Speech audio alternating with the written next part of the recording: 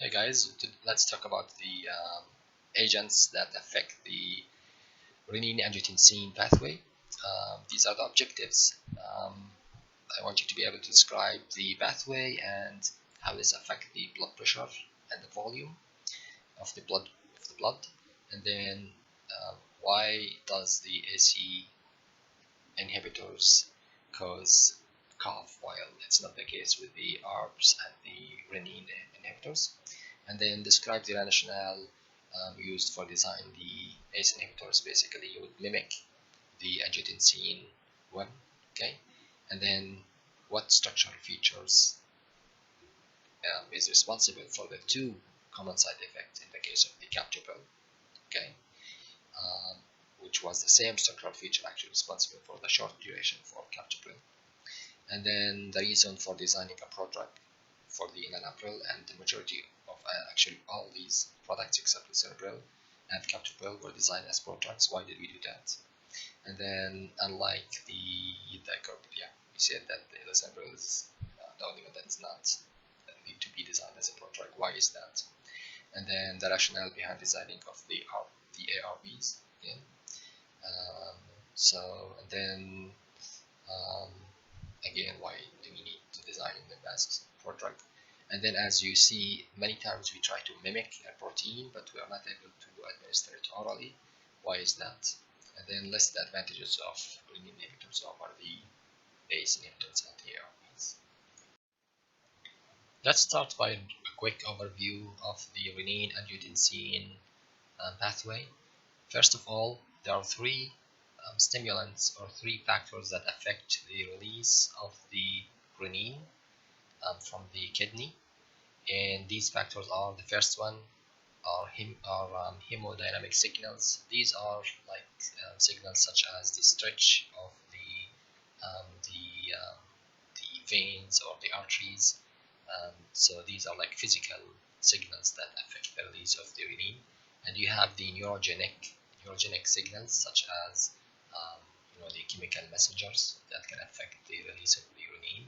And we have also the hormonal signals that basically affects its release.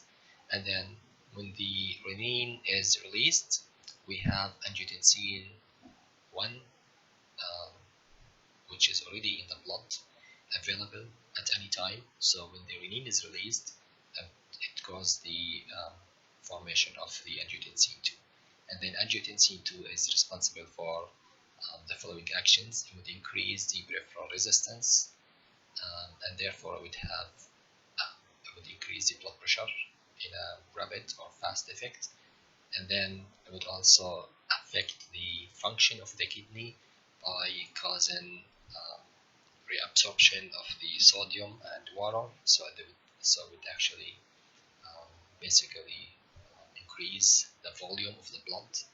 So, and this effect is a slow effect, and it's through this one here, through the aldosterone secretion. This one here is actually through the vasoconstriction. Okay, and then the third effect is it affects the heart and the vessels. So it affects, eventually with time, it affects the modeling, how the heart and the vessels are responding to these effects. Okay, so you can tell that the um, this pathway can have a long-term effect on the heart and on the vessels and the arteries. Okay, the next graph here I want to talk about is again the same pathway. The angiotensin gene is converted by the renin into angiotensin 1, which is converted into angiotensin 2 by the angiotensin converting enzyme, or for short the ACE enzyme. Another name for this enzyme is the kinase 2 enzyme. And then angiotensin 2 affects leads to the vasoconstriction, which increases the blood pressure. Okay, increases the peripheral resistance and the increased blood pressure. It also causes the secretion of the aldosterone, and then enhance the reabsorption of the water and sodium, and then causes water retention, increase of the volume of the blood, which also increases the blood pressure. But then also the same enzyme is responsible for the degradation of something called bradykinin, which is responsible for the prostaglandin synthesis, vasodilation, and bronchoconstriction. So the enzyme here is responsible for first the conversion of the angiotensin into angiotensin 1 into angiotensin 2, which leads to the increase in blood pressure, but it also is responsible for the degradation of a potent vasodilator. Okay, so by breaking this vasodilator, bradykinin, then you will have vasoconstriction again, and then you basically enhance the blood pressure, increase the blood pressure. So by preventing this enzyme, you can actually block two pathways here and then reduce the blood pressure. Another way to affect this pathway is through the renin, by inhibiting the renin enzyme, and then of course the third way is by inhibiting the binding of the angiotensin 2 to its receptors at the aldosterone and at the results. Okay. So I want you to think about the difference between inhibiting the enzyme, the angiotensin converting enzyme, and between blocking the receptors where angiotensin 2 binds to. Okay, so what's the difference between these two? If you remember the difference between the enzymes and receptors, then you should be able to tell. Basically, one of them is an enzyme that converts a drug, angiotensin 1 to another. So by preventing this enzyme, then you actually blocks the conversion. While in the other case, with the ARBs, you have receptors and you have drugs that compete with angiotensin 2 to these receptors, and then you block these receptors. Okay, the first class in this category of the angiotensin the drugs that affect the angiotensin renin pathway are the ACE inhibitors. Before we talk about the ACE inhibitors, let's go in more details about talk about the synthesis of the angiotensin. First of all, angiotensin gene is a protein that has about 453 amino acids, and only 10 of these amino acids are being extracted out of this 453 amino acids using the renin enzyme. So the renin would cut these 10 amino acids from this whole large peptide chain. Okay, and then the angiotensin 1 is further reduced into angiotensin 2, which has only 8 amino acids, and it's from and the way the place where this occur is by cutting the bond between by breaking the bond between amino acids number 8 and 9. So by breaking the bond here, you end up having angiotensin 2 from angiotensin 1. So angiotensin 1 is from 1 to 10, but angiotensin 2 is from 1 to 8. Okay. And this structure here, this figure here shows again the same amino acids: proline, phenylalanine, histidine, and leucine, which are these four here: proline, phenylalanine, histidine, leucine. And this red line here shows where the bond is broken. So by understanding this mechanism and the interactions that occur between this part with the receptor, we could actually design drugs to compete with this part, the 4 amino acids involved here, and then basically bind to the enzyme ACE and inhibit it. Okay, so apparently there were actually 3 important interactions. One is an ionic interaction between the zinc, which is part of the enzyme, and the the carbonyl atom here. Okay, the carbonyl converts during the reaction into this negative oxygen by being attacked by the water molecule. So there's an ionic interaction. There's also a hydrogen bond here between the enzyme, the ACE enzyme, and the carbonyl. And there's a third kind of interaction, which is an ionic interaction between the N plus here, which is part of an amino acid,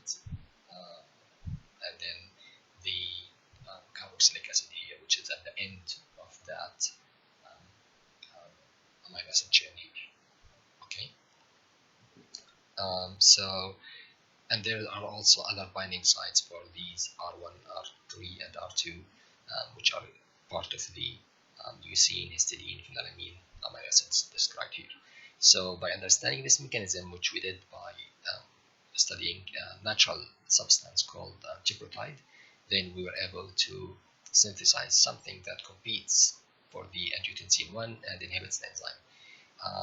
I want you to think about the fact that we were not able to use a peptide instead. Like why are we not able to use this natural substance, for example, or a peptide instead of synthesizing something to compete with the angiotensin? And the reason is um, because they are not orally available. Basically, if they are taken orally, the peptides are unstable in the stomach. If you the best example to consider is the insulin. Why is insulin still given by subcutaneous injection?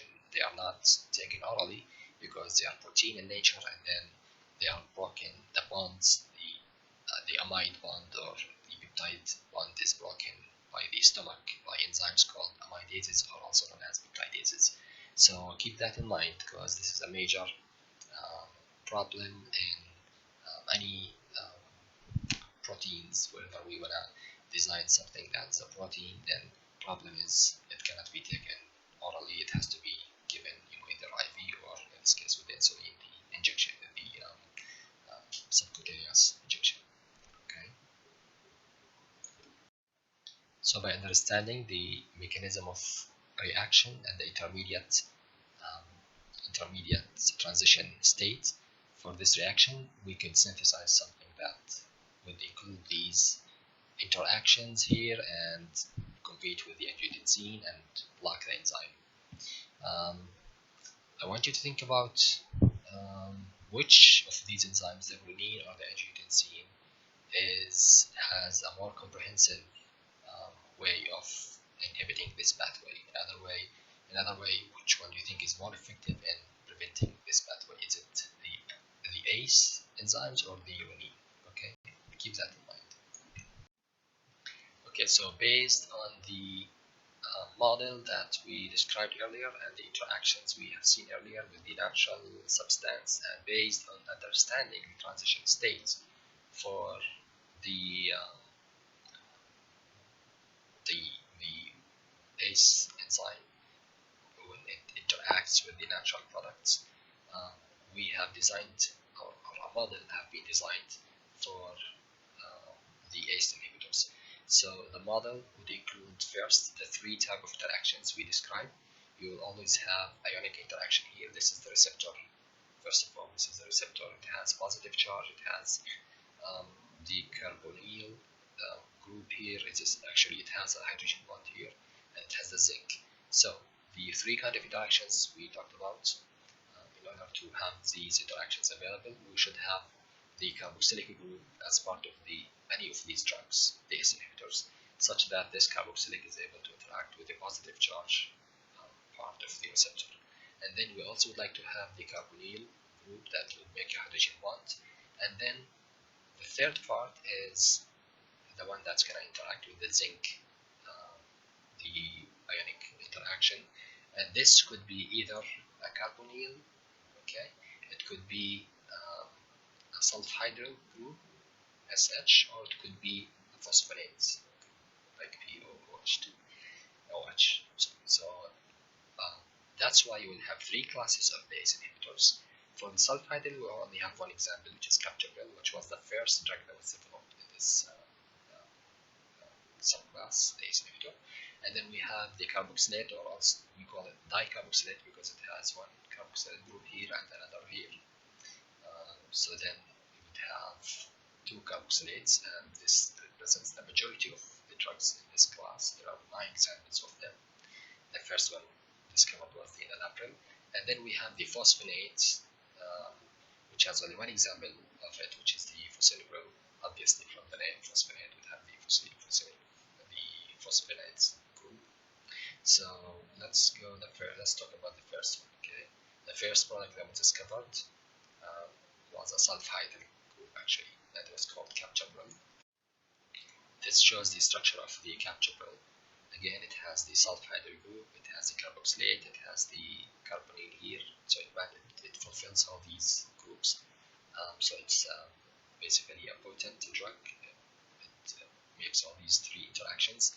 I forgot to mention that there are certain sites in the receptor that we could use to enhance the binding. In this case, we have the CH3 as one of them, and we have the bromelain amino acid here that is interacting with this site. Anyway, so this was the first one that was discovered, captopril.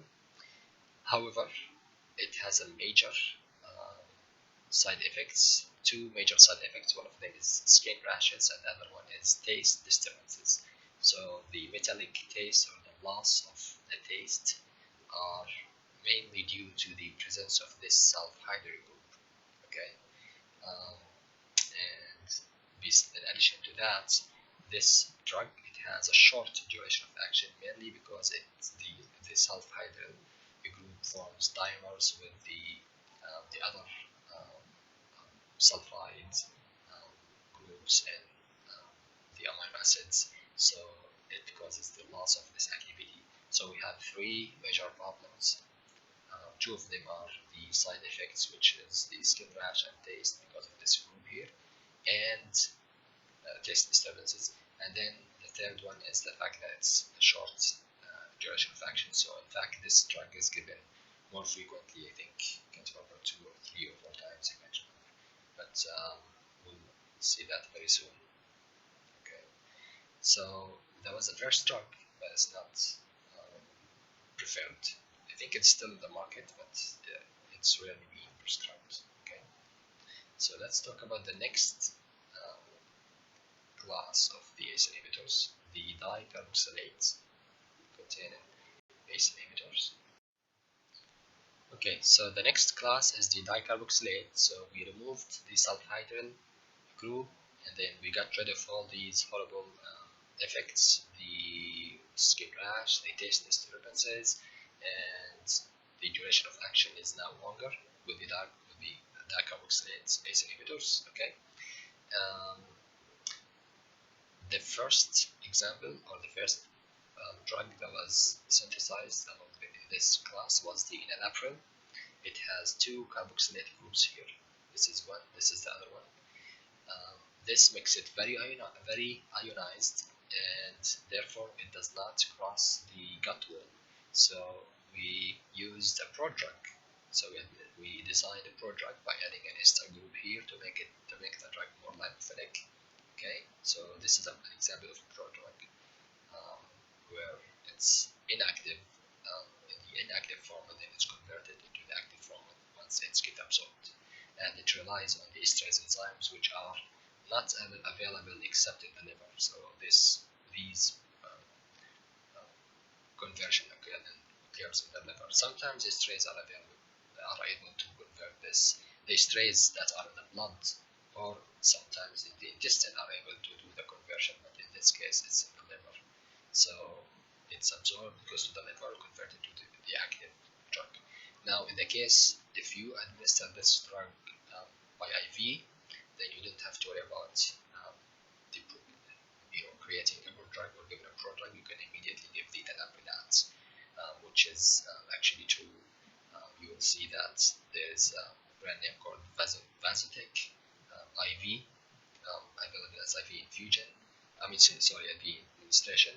So this Vasotec can be actually given immediately by IV, and it is the only one that is available through IV. All the others are taken orally. So enalapril is an example of one that's taken by IV. Okay.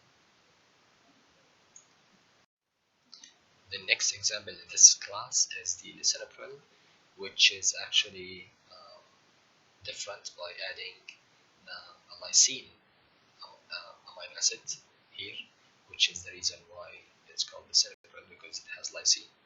What's interesting about this molecule is the fact that although it is more hydrophilic, so by adding a lysine group, you have the positive charge. So you have one positive charge, you have the carboxylic group negative, carboxylic negative, and then of course there is an internal charge here, the positive charge here for the as part of the amino acids.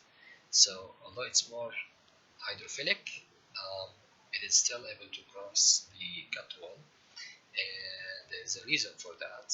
So there is no need to esterify this drug, unlike the case of the enalaprilat. Okay, this drug is not designed in a prodrug form. Okay, the reason for that is it's believed that because the lysine is a long chain, it's able to make connection with this negative charge, and the positive charge here and the negative charge also are able to connect to each other, so they cancel each other and makes the drug less hydrophilic, and then they are able to cross the gut membrane and be absorbed, so they don't have to be designed as a drug.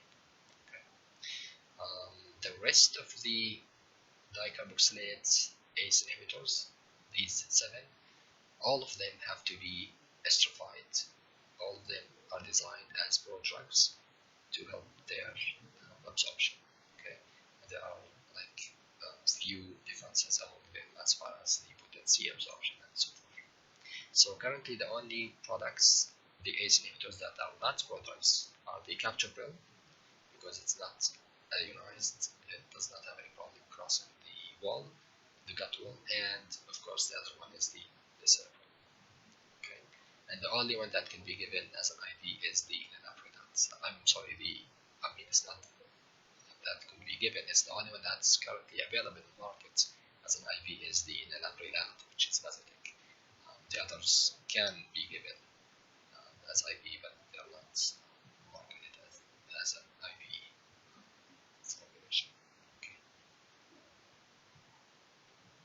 There's a note here that says all the ACE inhibitors have optimal activity when their stereochemistry matches that of the amino acid. Of course, remember we designed these molecules to mimic the angiotensin 1, okay, to compete with it, angiotensin 1 over the angiotensin converting enzyme. And angiotensin 1 is a natural substance, and the amino acids in that molecules are designed such that they are in the L isomer form. So therefore the isomerism for these molecules matter. So you will always see that when isomer is active, the other is not. Okay. The third example of the ACE inhibitors, or the third subclass of the ACE inhibitors, is the phosphonates containing ACE inhibitors. Basically, it has the phosphonate group here, and just like the dicarboxylate, it's also hydrophilic. It has poor oral absorption. It has to be therefore designed with an ester, basically a prodrug, and then the ester breaks into the intestinal wall or in the liver. Okay, so it could be broken in any of these two places and to produce the active products. Okay, so remember with the dicarboxylates containing ACE inhibitors, the ester was broken only into the liver. Okay, and then the pharmacokinetic properties for the ACE inhibitors. This is just a comparison between them. So, for example, as far as the effect of the food, the food would affect the pH of the stomach, and then the ionization, percentage of ionization will be affected due to that, and of course the absorption will be affected. Now for some of them the food might only slow the absorption, so instead of taking, for example, an hour or two, it might take longer, but for others the food would actually reduce the absorption. Okay, so just keep that in mind. And then of course, since majority of them are eliminated by the kidney, so all of them except for the fosinipril and the spiropril. Here is the spiropril and the fosinipril, which is here. They do not need adjustment in case of renal function, although 50% is still eliminated by the renal, but this is like this, the smallest percent among all of them. Like for example, this one here, ramipril, 60% eliminated by the kidney. So this is high, I guess, considered significant, more significant than the 50%. So I guess the clinical data will show that these two, fosinipril and spiropril, do not need adjustment in the case of renal impairment. One important aspect here is, remember with the dicarboxylates containing ACE inhibitors, we had to wait for the liver to activate those prodrugs.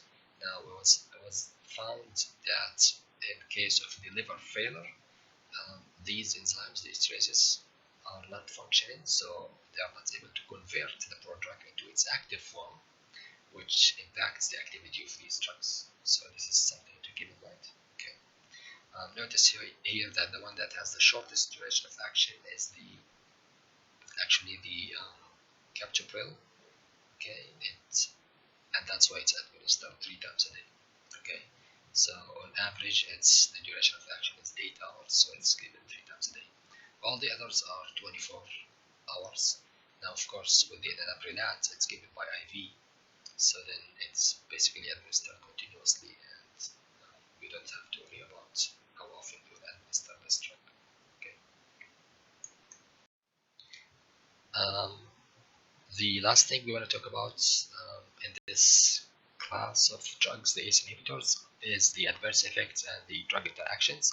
The main adverse effect for this class of drug is cough, mainly due to the fact that the ACE inhibitors are responsible for, the ACE enzymes are responsible for the degradation of the bradykinin, which when we have excess amount of the bradykinin, you will have bronchoconstriction. Also, bradykinin stimulates the synthesis of prostaglandin, so these two effects together, they cause the cough. Now think about the ARBs and the renin inhibitors. Do they cause cough as a side effect or not? Okay. Notice that the percentage of people who can develop the cough is from 5 to 20%, which is significant percentage. Okay. And finally, just wanna be, just a note that the ACE inhibitors are contraindicated during pregnancy. Although there is not teratogenic effect during the first trimester, there has been some issues with the second and third trimester. Other adverse effects are, of course, hypotension, because it's a anti-hypertension drug. Hyperkalemia, of course, the cough and rash and taste disturbances, which occur with the captopril mainly, but there are rare incidents of rash and taste disturbances that occur with the other ones that do not have the sulfhydryl group, and there are some other effects. I think the angioedema was among the unique ones as well. And then we have some drug-drug interactions among them. I'm going to let you just read these by yourself. Basically, they are through the either metabolism of through the metabolic enzymes. So these are just some information for your own sake. You don't have to memorize them. Okay. Okay. Next, we'll talk about the angiotensin 2 receptor blockers. As I explained earlier, these are compounds that they block the receptor instead of inhibiting the enzyme. So they basically compete with angiotensin 2. So in order to design these blockers, we create something that is similar to angiotensin 2. Initially, a natural product called saralazine was actually found to have ability to reduce the blood pressure, and then was found to be competing with the angiotensin 2 on this angiotensin enzyme. And then after further study of this product or something similar, another product that was derived from the cerulacin. So by comparing this to the angiotensin 2, we were able to create a model, and then from this model we discovered the losartan. Losartan was the first ARB. I wanted to say that there are two kinds of receptors, angiotensin 1 and 2, and these ARBs, they work by blocking angiotensin 1. The angiotensin 2 receptor is not well understood, and the selectivity for angiotensin 1 by the ARBs are like 10,000 or something. The advantage of using the ARBs are basically they do not have the side effects associated with the ACI inhibitors, which is mainly the cough, and I believe the second one is angiotensin. Anyway, so and then approximately 14% of the losartan is actually metabolized into an active form. Okay, so and it's a non-competitive antagonist. It does not compete with the binding site. It probably works at the allosteric site. Anyway, so it produces another metabolite which is active, and both the original molecule and its metabolite are responsible for the the pharmacological effects for this drug. So the question for you is, does this make losartan a prodrug? Well, if it's active in the first place and it's converted into another active metabolite, then it is not a prodrug, because the definition of prodrug is for the drug to be inactive and then it's converted into the active form. Okay. And then after the losartan was discovered, further drugs were being designed as well by using isosteric replacement. I hope you still remember the definition of an isoster and a bioisoster. Basically, replacing a group, a chemical group with another one, and that has a similar chemical activity, similar chemical and physical feature. And then by testing these molecules, we were able to find ones that are better. There were 3 of these ARBs that have to be designed as prodrugs because they are not lipophilic enough, just like with the ACE inhibitors. They were not lipophilic enough, so we designed them as prodrugs, esterases, by using an ester group. And these are the candesartan, silicethyl, the olmesartan, medomoxil, and the azilsartan midoxamil. So all these contain an ester group, and they rely on the esterase, which is actually present in the intestine, I believe. Yes, in the intestine wall. So this is an advantage because before they reach the blood, they already metabolized into the active form. Okay. Pharmacokinetic properties for the ARBs.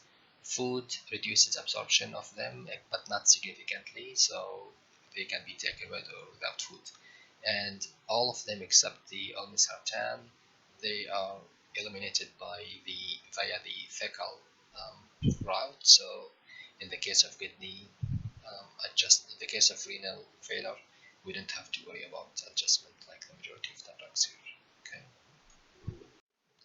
The last class in this lecture is the renin inhibitors. The unique thing about renin inhibitors is that it's the primary route for the inhibition of all the angiotensin, so it should be more comprehensive and more effective. Besides, it was found that if we use the ACE inhibitors and the ARBs, this causes a compensatory increase. It's like a feedback that leads to the increase of the concentration of the enzyme renin that is released, and this can reduce the effect of these products that works on the ACE inhibitor, and that blocks the receptor. While in the case of the renin, if you inhibit the renin enzyme, then the effect is more significant. The reason there is a delay in the discovery of drugs that affect the renin is because of the presence of the successful drugs like the ARBs. Okay, but recently the L-scarine, which was discovered in 2007, have been showing some good and advantageous results. Besides the fact that it does not cause dry cough or angioedema, because it does not affect the prostaglandin or the bradykinin. Okay. And then, of course, the design of this drug relies on the fact that renin breaks the angiotensin gene into angiotensin 1, so we would mimic the part of the angiotensin gene that is broken by the renin. We have something like that. And of course, we are not able to use a peptide again for the same reason, to be taken orally, because it would be degraded by the peptidases and amylases applying in the stomach. Okay. Pharmacokinetic properties for this product: it has poor bioavailability, about 90% is eliminated in the feces. Okay, only 2.5% is the bioavailability. So it's mainly cleared through the hepatobiliary tract. Um, remember the mature hepatic cycle. So this drug is eliminated through that route. And then the high-fat meals decrease its absorption. But then there is no adjustment needed for renal failure, because again it's eliminated by the liver. So in case of renal failure, there is no need for adjustment. Okay. Finally, some caution should be taken only in the case of a severe